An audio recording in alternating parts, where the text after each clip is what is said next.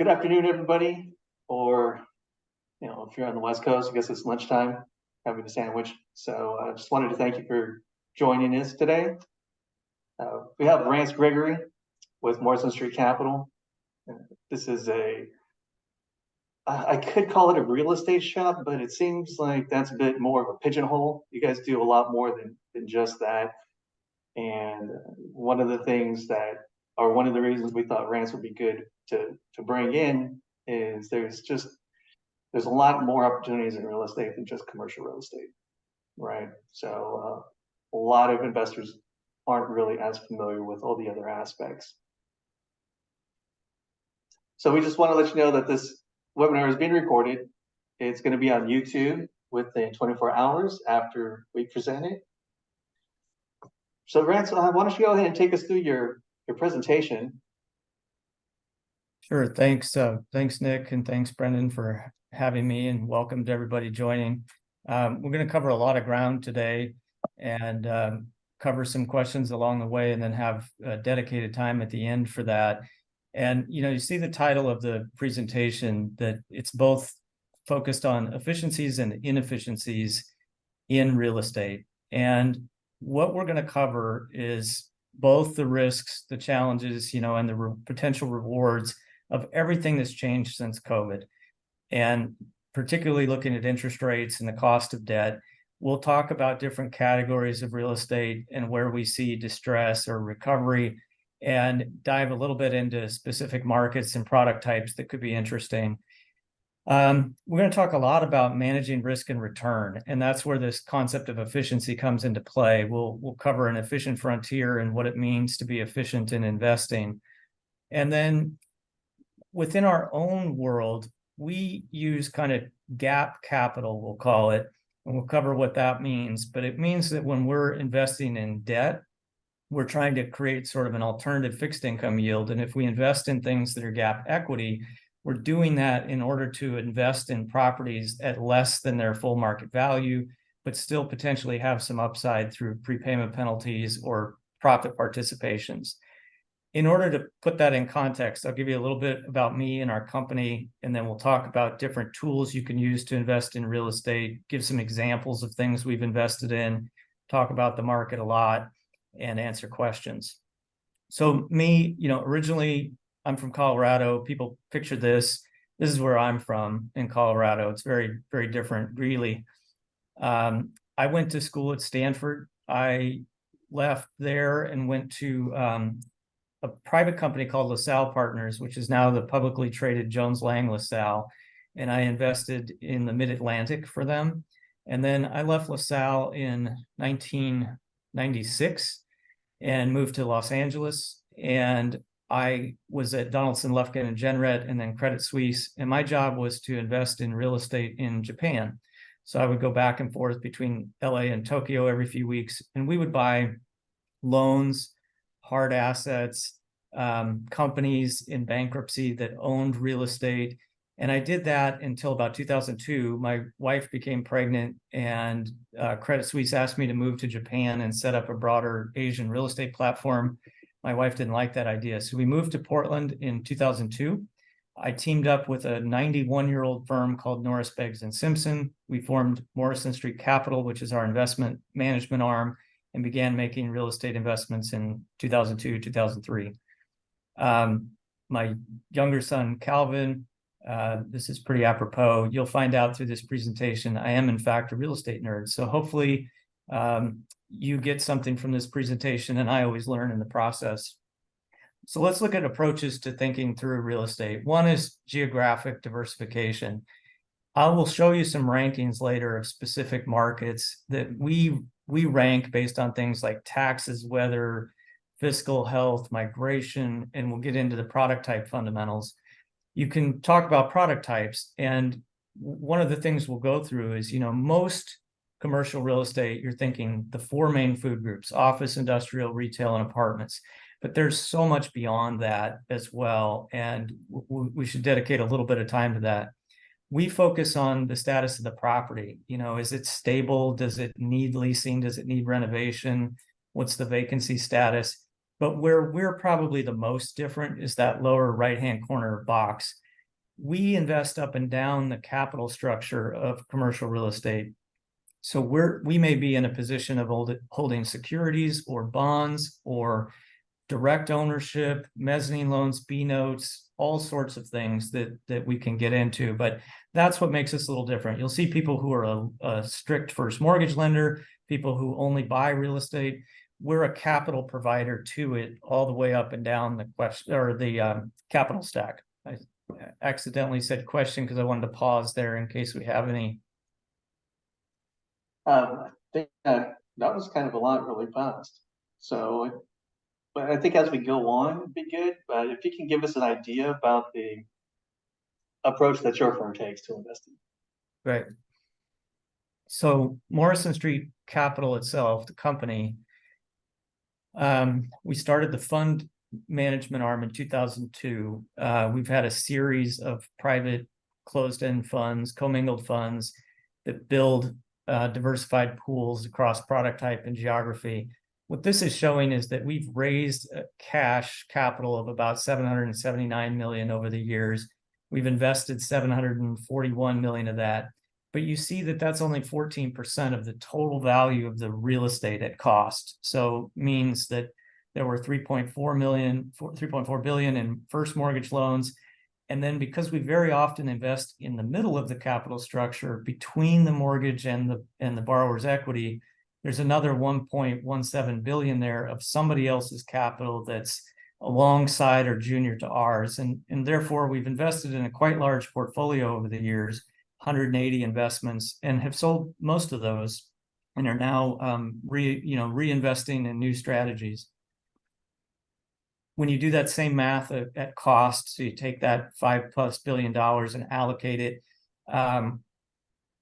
well, the most of what we've done is a mezzanine loan, which is a standalone loan between the value of the first mortgage and the equity. You see that equity, where we're just the owner, has only been about 14% of our activity. But preferred equity, where we're actually in the equity and structured equity, we just have a senior class of stock, has been about 30% of our investment activity. So you can see, just going back real quick, the diversity in terms of the way we attack investing in real estate using different structuring tools. In the past, our product types tended to reflect a market capitalization. So if you have those four main food groups constituting most of the commercial real estate market, it's kind of the way we invested. I think since COVID, the markets have been so disrupted that that's changing a little bit. And we've obviously dialed down significantly what we would do in the office space and increased other product types. Most of what we invest in is we'll call stabilized, primarily fully leased assets. We do some leasing, a little bit of redevelopment. I don't think we've invested in a development transaction since about 2008.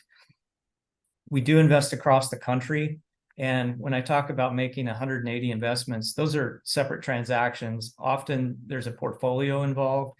So we've invested in 307 properties across the country in a variety of product types. Another thing that makes what we do a little bit different, just helps inform the perspective of what you'll hear today, is we don't, since we're not primarily a buyer, we don't source our transactions much from investment brokers offering something for sale. You can see whether it's by dollar volume or by number of transactions, investment brokers are about 10% of our activity.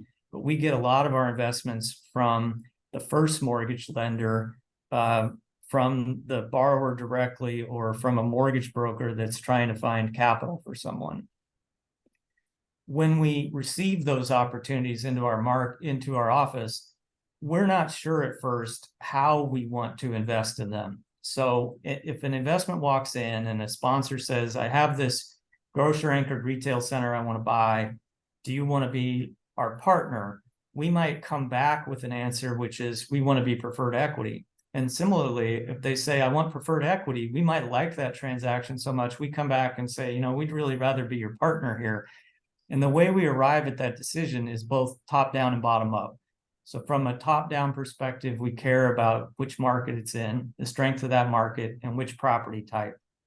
From a bottom up perspective, we care about who we're partnering with or who we're lending to, and what are the specific attributes of that property that make it sustainable and, can create value over the longer term. So as we underwrite things that here we call structured debt, call structured equity as well, we go through that checklist of, do we like the market? Yes. Do we like the property? Yes.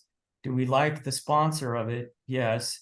Even if all those things are true and we think we can get good documentation and due diligence, where we will sometimes stumble is on the price. We'll say, well, that feels expensive to us. So even though we like all those other factors, we're not comfortable paying that. And that's the point at which we would use a different structuring tool to become either a gap equity provider or a gap debt provider. When we would buy a property, it's when all those boxes are checked, including price. If most of it works and price is close, we'll use a structured equity tool, which means that our fund would get its capital back first, but then we would split profits with an underlying property sponsor. And then if most of them work, but we're really not comfortable with price, preferred equity works. And it's just like preferred stock. We have it in between the repayment of the mortgage and the return of the borrower's equity. And that allows us to protect both principal and profit. Structured equity would protect principal, but not profit. You sort of take that at risk. I'll stop there because that was a lot of new terminology, probably. It was, I think, I'd like to clear it for our participants. Gap debt, gap equity. And then we'll talk about a couple other things after you put that down. Okay. So that's a good segue into this section. We're filling gaps in a capital structure. And, that again sounds complicated. So I'm going to use this section to answer what's a capital stack, what's a gap in that capital stack, and what tools can we use? And then how do you optimize risk and return when you do that? So I give kind of a simplified example. I think most of us are more familiar with residential real estate. The couple on the left, they want to buy a home.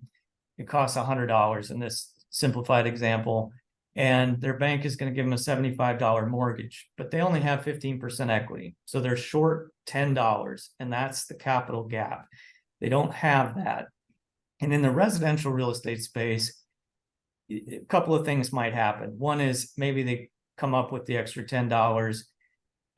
You rarely see something like a second mortgage. We don't engage in that part of the market. But sometimes in the residential space, it just means that the homeowner realizes I can't afford that, and they don't buy it. Commercial real estate's a little different than that. If you have a much larger property, so we're going to use $100 still, but in our world that might be 50 million or 100 million.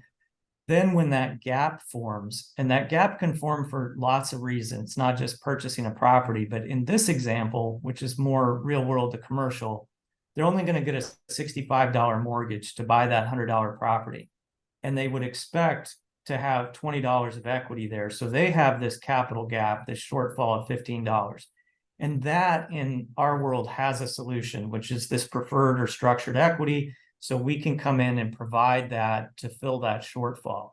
In that first scenario that I'm describing there for commercial real estate, the borrower or their mortgage banker calls us and says, we need help, we have a shortfall.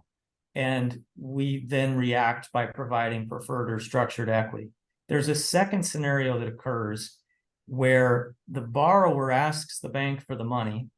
The bank likes the investment actually and says, well, I can give you $65, but they know they can't get to 80.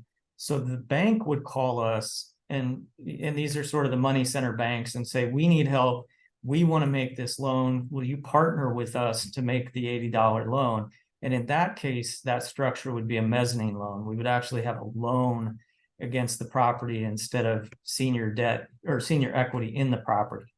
And I sort of alluded to this, but this gap can form for all sorts of reasons. Acquisition is just one. Refinancing is one that's going to increasingly be common. So when we talk about, whether there's going to be that much lending activity, you kind of can't help it to some extent. Eventually, loans mature and the new loan will be less than the old loan, and you have to come up with that gap. But you can need these proceeds for leasing capital or partner buyout or recapitalizations. And the last thing I would say here is it's hard to envision from a residential real estate perspective this occurring, but in commercial real estate, our average loan that we would make like this is $5 to $10 million. And so that being maybe only 10%, 15% of the shortfall that they have, or not of the shortfall, of the total capital of the property. And so if you have that $100 property, we're $10 or $15 of it. Doesn't sound like a lot, but when the actual math there is 5 to 10 million shortfall, then not everybody has that. And when they don't have that, there's a problem and it needs to get solved. And it's not as simple as just, writing a check for an extra $50,000 to buy your home. It's where do I get 5 or 6 million? So that's where we would come in. And this is an easier illustration. I know I'm bouncing around between different examples, but I like to keep it $100 property value is the example. So that would be 100% loan to value if you were able to borrow all of it. And somebody can't do that. So before March of 22, a commercial real estate first mortgage would have been 70% at 4% interest. And if there was a gap, it might have been 10% loan to value or $10, and we would have charged 12% interest for that shortfall. And that borrower then would have a blended 80% financing cost of 5% interest.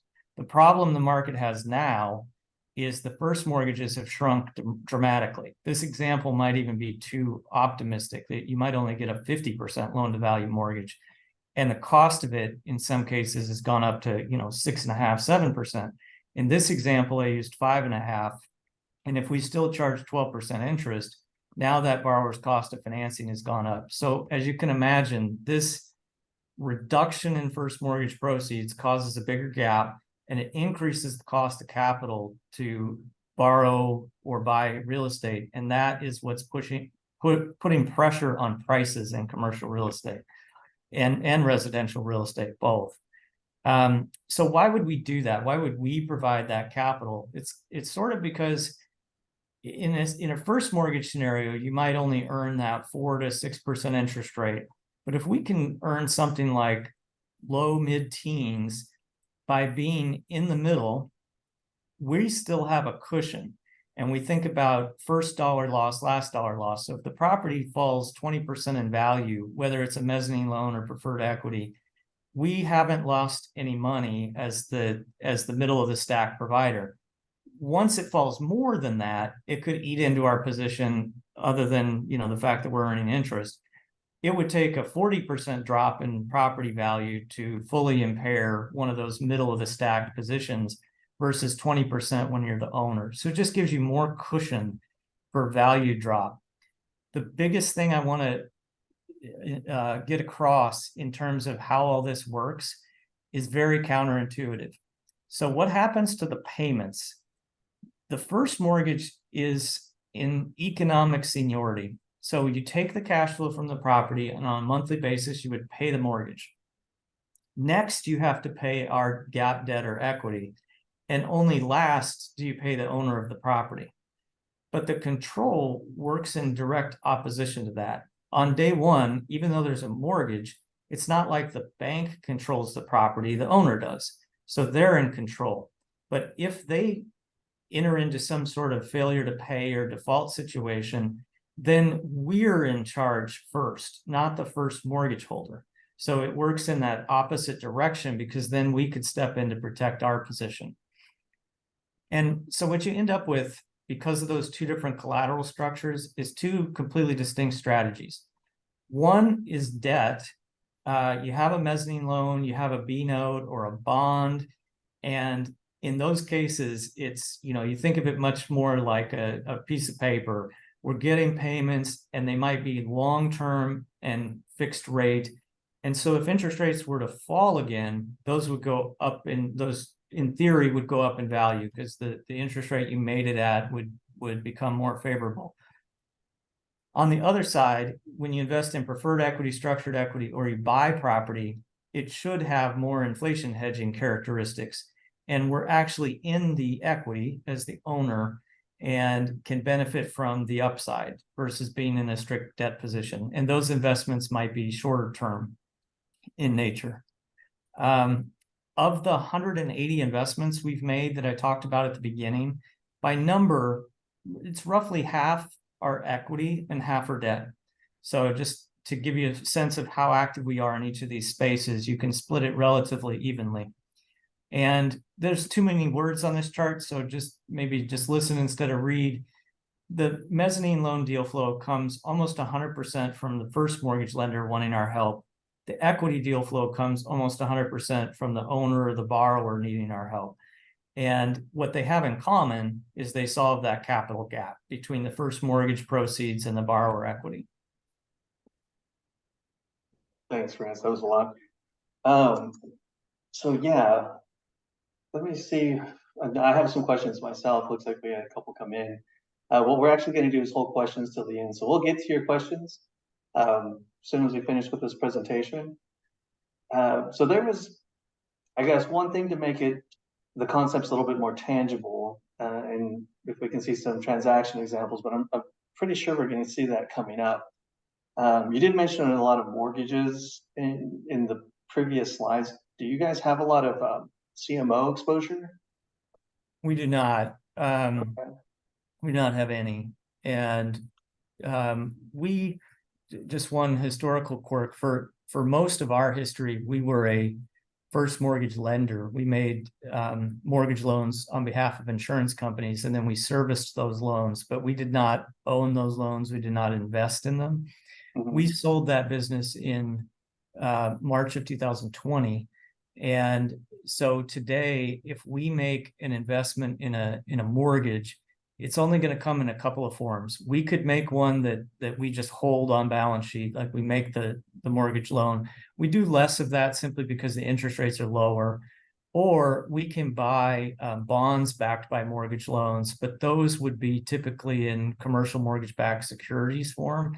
And we don't buy residential mortgage-backed securities, so we don't really get into the CLO or CMO markets. We'll either have a mortgage that we own, or we will buy first mortgage bonds backed by commercial real estate. But that's kind of the extent of our first mortgage exposure. We currently, I think, have none in either category. It's all preferred equity, mezzanine loans, and ownership of property.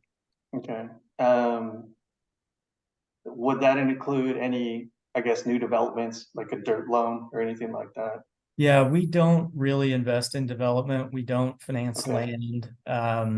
It's most of our investments are in stable income producing properties because of what we're doing. They need to be able to service debt. And we're less likely, unless we're a buyer, to invest in something that's, not stabilized. Great.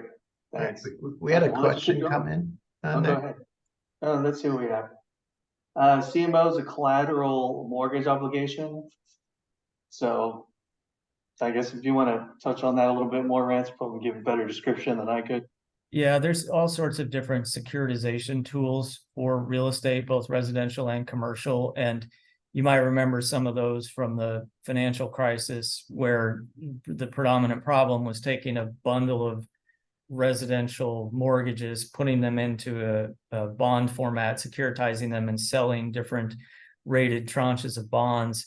That was where the lending got really aggressive last time. It wasn't as much in commercial mortgages, but there are different forms of them. You can have a collateralized mortgage obligation. You can have a collateralized loan obligation, more CLO format, which is shorter term floating rate versus longer term residential mortgage-backed securities or commercial mortgage-backed securities. And some of the difference hinges on whether somebody's trying to make floating rate loans that are short-term or long-term fixed rate loans that are more bond-like. And the long-term bond-like ones aren't as prepayable. The short-term floating rate loans are intended to replace the collateral. Those are structures that people put lots of assets in a pool and then get rating agencies to rate them so that people like insurance companies can buy those bonds. Where we have expertise in that space is in buying commercial mortgage-backed securities. We haven't done that actually since probably 2011. But we have that ability to do it when we want to. And what we would be waiting for is a dislocation in those markets where CMO, CLO, CMBS, RMBS break apart and become really cheap. Then we would invest. Yeah, we're not quite there yet anymore. Yeah, exactly. We may be getting there, but not quite. Go ahead, see if we have some transaction examples we could take a look at. Sure. Okay, so these are just recent investments we've made. This is in the preferred equity strategy. And this one is the kind of thing that would come earlier in a fund life for us, where it's shorter term, could be kind of in the range of 2 years to 5 years, and lower risk, lower return. So the key numbers to look at here in the lower left-hand corner, we invested $5.85 million on top of a 43.8% loan to value mortgage, which is very low. So we took our $5.85 million, went from 43% of the value of the property up to 57%. So our highest risk dollar represents 57.5% of the value of the property. And that is because there's about 18 million of equity as part of this acquisition that was junior to our preferred equity. We have a fairly low current interest rate on that would run between 4% and 7%, but the difference would compound over the years to a total return of 11%. And this is reflective of kind of a lower risk, lower return structure.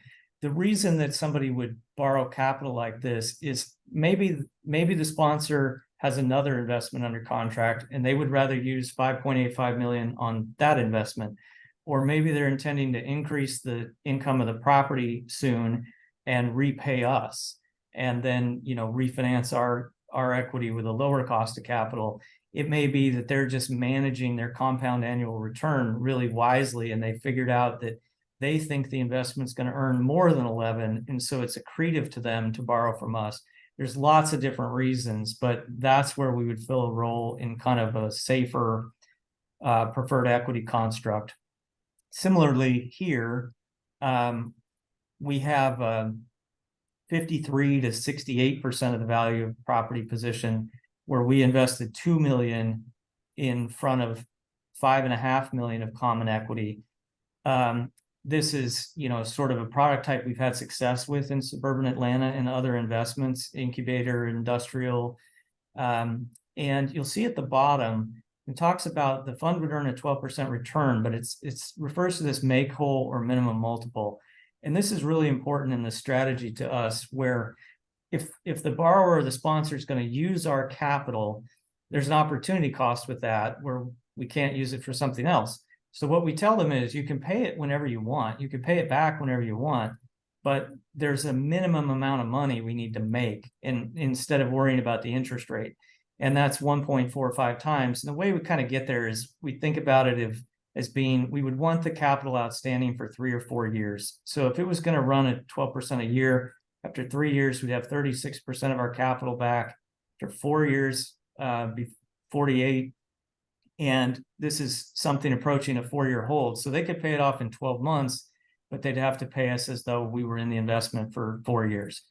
We do same thing here. Another important note is that all 3 of these investments I just showed you are with sponsors that we've invested with in the past, and they have successfully executed those business plans, and either as a partner of ours or as a borrower of ours, where it worked on something very similar. And so that gives us comfort in those types of investments. And we rely a lot on being user-friendly and providing capital that's accretive to them so that they can come back and do it again. But again, on this one, you'll see here it's a little higher accrual rate, reflecting different level of risk and similar minimum multiple. turning the page real quick, this is the difference. So those 3 investments I showed you are preferred equity, and they would be 3 to 7 years and prepayable. As a mezzanine loan, where a first mortgage lender calls us up, so this would be B of A or Wells or Citi or Goldman Sachs, call and say, we've got a loan we like, but we're only going to do 57% of the value of the property. Will you take it up to 64? And we do that, then that's going to be more bond-like. So this is a $4.5 million loan we made where to a portfolio of flex buildings in Richmond, where we're going to earn 12.5% a year for 10 years. And it's very difficult for that borrower to prepay that because they essentially owe 10 years of interest. So that's the difference in creating a fixed income product and creating something with more of an equity-like return that has some upside in prepayment. Thanks. I'll pause there. Thanks for going over all of that. Okay, so let's see. I think you answered most of what I was going to ask. I can keep going. Yeah, let's the efficient versus the inefficient frontier. Let's talk a little bit about that, since that's the title of the presentation, right? Yeah, I've kind of skipped that part. I put that into the context of what we've been talking about so far. Okay, sounds good. So I'm going to take you through a few key factors that we look at to get to that. We did talk about how when we look at diversification, we're looking at geography and property type, and then investment structure, we're using a specific tool to manage that risk along that efficient frontier. And property market fundamentals play a big role in that.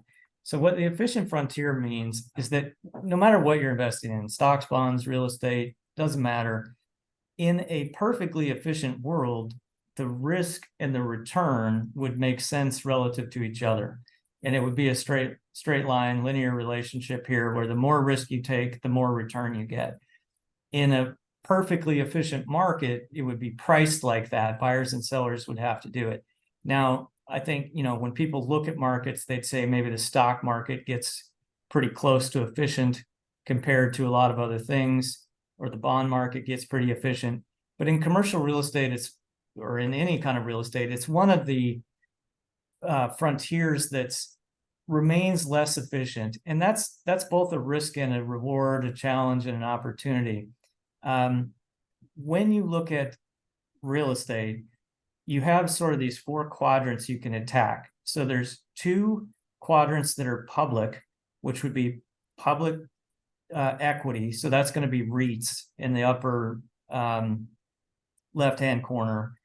Then you've got public debt. So that gets back to when we're talking about things like CMBS securitizations or Fannie and Freddie K-series bonds backed by multifamily. Those are public debt instruments that you can invest in. Then in private, we can do private debt and gap equity, or we can do ownership of real estate. So you got kind of these 2 public and these 2 private components of access to commercial real estate. When we invest in preferred equity, this is an example I'm using of where you can make a market inefficient on purpose. We've made 55 of these investments. 24 of them have prepaid. And that's that scenario I described. So at the bottom, you'll see this little box down here where it says sample preferred equity terms. So we're making an investment here that's 7 years, $5 million. And the sponsor only owes us 8% a year, but it accrues to 12. So you're compounding 4 every year. And at the end of the whole thing, it would have been 12. There's also a fee charged up front. And that fee kind of pushes the total return up to 12.9% over 7 years. But that make-whole penalty is there. So if they wanted to pay it off in the 2nd year, that converts into a 22% compound annual return and that minimum 1.45 profit multiple. Then as you start to extend out the profit multiple, meaning in 7 years, you've doubled your money, and you got your 12 IRR. So those 2 things sort of work together: less profit, higher compound annual return on an early repayment, more profit, lower return on a longer. And what that does to you is when you draw that efficient frontier, the way it should look is that a first mortgage would have the lowest yield, 5-6%, CMBS bonds 6 to 10, a B note, which is a junior part of a first mortgage, 8 to 10, mezzanine loans here. So let's pick on this preferred equity example for a minute. We priced something at 12%, so it's in this range of 11 to 14. But if it prepaid, we got more return in terms of compound annual. We got, in that prior example, up to 22%, but we didn't take any more risk. It was the same dollars. And what that did was move to a more efficient spot on that frontier. And therefore, you'd say, if I could do that every time, why would I buy the property if I could get the same return by being in front of the equity? And it doesn't always work that way. It works that way about half the time, but it's an example of an efficient market that you make inefficient. There's also natural inefficiencies out there that we can take advantage of. And so one of the ways you do that is if you're going to look at those screens along the frontier. So that was investment type. Now let's look at geography. So we want to look at population statistics. Where have we had and where will we have population growth? And where have we had and where will we have employment growth? And then socioeconomic factors like crime, traffic. You can look at state fiscal health. We put all this into sort of a 44-box matrix to decide where we want to be. And in recent years, what you find is that very often there's been a migration of jobs and people from the Midwest and Northeast down into more Sunbelt states. And that's created kind of a tailwind to investing in those markets, kind of a headwind to investing in some of the older industrial cities in the Midwest and Northeast. We would, in that top-down screen, then we would, break it down into how we view each city, each metro area, kind of the top 50 by population, and how much they've changed since our last ranking. Then if we decided to invest in a market, so I don't know, go back to the rankings page, if we're going to invest in one of those top 10 markets, then we would ask ourselves, do we want to invest in something that's stable, where that means that we've got a good market, but it's expensive? Or do we want to invest in a growth market where we think there's going to be upside coming in the future, value market where maybe it's cheaper and the property needs to be repaired, and distress, which I think is coming, there's currently very little of it available. And by product type, you can do the same thing and say, I'm going to have to pay a lot for apartments or industrial because that's what everybody wants. I probably don't want older enclosed malls, old downtown office. But in the less expensive and value categories, there may be some places to undertake specific business plans to buy and reposition properties. And another way of looking at it is, for us, we think of primary and secondary targets. So by product type, if you're going to buy, you'd feel safest in apartments and industrial, but that'd be the most expensive. So your secondary targets would be the others. And we talked about this through each of these categories. The one that's a little different is, it means we're probably a little more skittish in recent years about urban locations, more bullish on inner suburban and satellite areas. What should be happening here is that the increased cost of debt, the reduced first mortgage proceeds, mean that people are going to question the cash flow. Distress should come, the capital shortfall should increase, and it creates more opportunity for us as either a lender or an equity provider. Further, when you look into these cities and where the movement occurs, a lot of the growth in the recent parts of the cycle has been in smaller cities, not just, urban versus suburban, but high growth satellite cities. And there's been sort of an absolute out-migration in the very large cities, and absolute growth in the kind of 500,000 to 1 million cities. So that's another thing worth paying attention to. And if you break it a little further, you're just going to see cumulatively since COVID, rural areas have grown in population. The top 51 cities have. But once you get to about cities 13 to 50 or top 12 cities, they've been bleeding population. And commercial real estate, residential real estate, they house the economy. And, you know, when the economy moves in terms of population and employment, so goes real estate. We believe that capital constrained sellers will be leaving value on the table. Part of what we do, which I failed to cover, is we specialize in individual investments where we're providing less than 10 million of capital. That's below the radar screen of a lot of larger funds. And what we're looking for to become more aggressive as an investor would be either growth through population and jobs or distress that creates things that are cheap. We all know that interest rates are rising, and that's created a tighter spread between the unleveraged yield on real estate and interest rates. So one of two things is going to give: either cap rates are going to go up, real estate prices are going to come down, or the treasuries have moved as far as they can and they'll come back down. And with that, I will stop and take questions. Thank you for your time. Great. Thank you, Rance. Really appreciate the presentation. So first, we'll go ahead and open it to anybody who's looking to get more information. Probably a little bit more technical than some investors are used to, but that's quite all right. We have some advanced participants, I'm sure. I guess for me, right off the bat, it looks like it's not a global fund, right? Right. It's very much domestic, which makes sense. Yep. You really can focus the buying power here in the States. Correct. What a lot of investors I know are doing are looking at floating rates, tips, gold. We have a lot of gold bugs that we talk to a lot. I mean, give us your thoughts on that versus what we're looking at in this inflationary cycle in commercial real estate.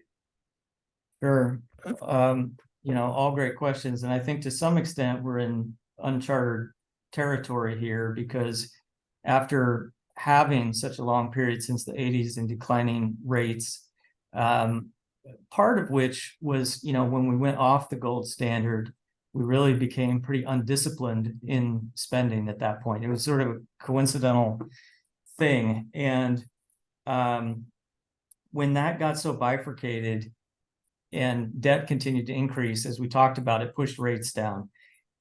We entered a cycle where we had low rates, low inflation, and that tends to work in developed, mature economies for an extended period of time, which we experienced. What is less common is to have a mature, stable economy that has high interest rates because of all that debt it's accumulated. So we've accumulated all this debt to finance our growth. And now, unless we grow really fast, we can't afford that debt load.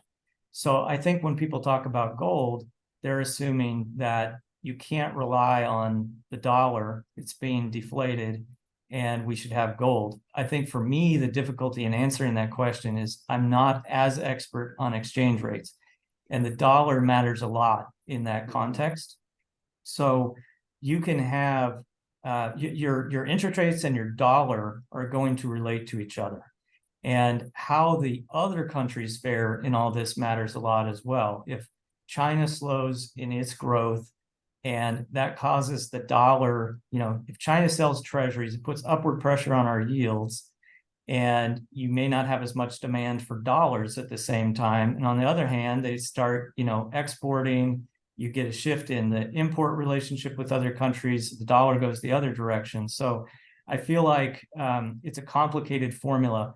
For me, personally, when I look at all that, I will say that you're looking at a heavily financialized economy with a lot of leverage in it. And there is some comfort in hard assets, tangible assets. So I totally understand why people would have an instinct to say, I want to own land, I want to own gold, I want to own something that, you know, can't be deflated. What's really odd is to have the situation we're in of high inflation in an economy like this. It typically only happens for long periods of time in failed states. Like, you know, you'd see it in a Venezuela or an Argentina type situation, and we shouldn't be like that. So you do get brief periods of stagflation in, you know, economies like ours, but long-term high inflation, high interest rates would be really unusual. That would be completely uncharted for a country like the US. Thanks. Yeah, appreciate that. So we did have a couple questions come in. One was about I guess we call it interest payments to investors, but we'll save that one. For the most part, we'd like to keep more informational, educational components of the presentation, plus those funky regulations that the SEC and FINRA tend to have on us. We really have to be mindful of what we're putting on a recorded presentation. Nick, the one thing I probably can say, if I haven't seen the question, but if it's just when do we make distributions, everything we do is on a quarterly cycle. So we're doing quarterly reports and quarterly distributions and then annual reports as well. So that I can answer. Great, thanks. It was about how much would you pay out? So oh yeah, we'll that's save that. The biggest reason I don't want to answer that is because there's different funds. Yeah. So you know, we'd have to take those conversations offline. Yeah, definitely. But it looks like we're looking somewhere in, you know, in the teens. I would say middle of the road, maybe a little bit lower. But It really depends so much on the Yeah. strategy being used. You know, let me say it this way generically, that when you invest in preferred equity, like a gap equity strategy, and this isn't a comment specific to any Mhm. fund, because there's a bifurcation between the current interest rate and the total rate, the initial cash flow is a little less, and then you're building more profit on the back end by accruing part of it.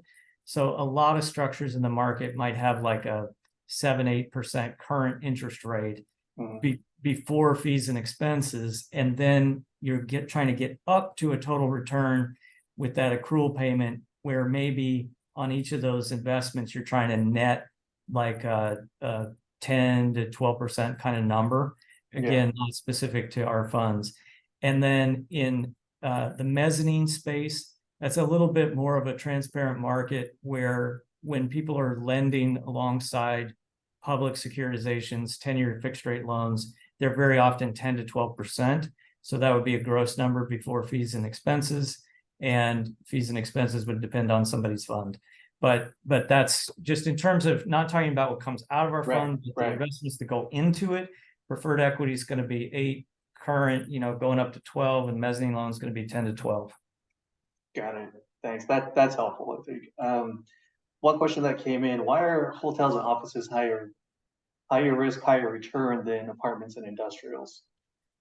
Yeah, I think hotels are operating businesses, so that one's easy to answer. They're real estate. They fit in our world. We do invest in them, but they empty every night, and you have to refill them. So it's a business of trying to attract people into it daily. Whereas if you take a retail center, industrial, you have long-term leases, and you think of it more as real estate. There's less of a daily operating business attached to it. So hotels are just higher risk because they're only leased for a day.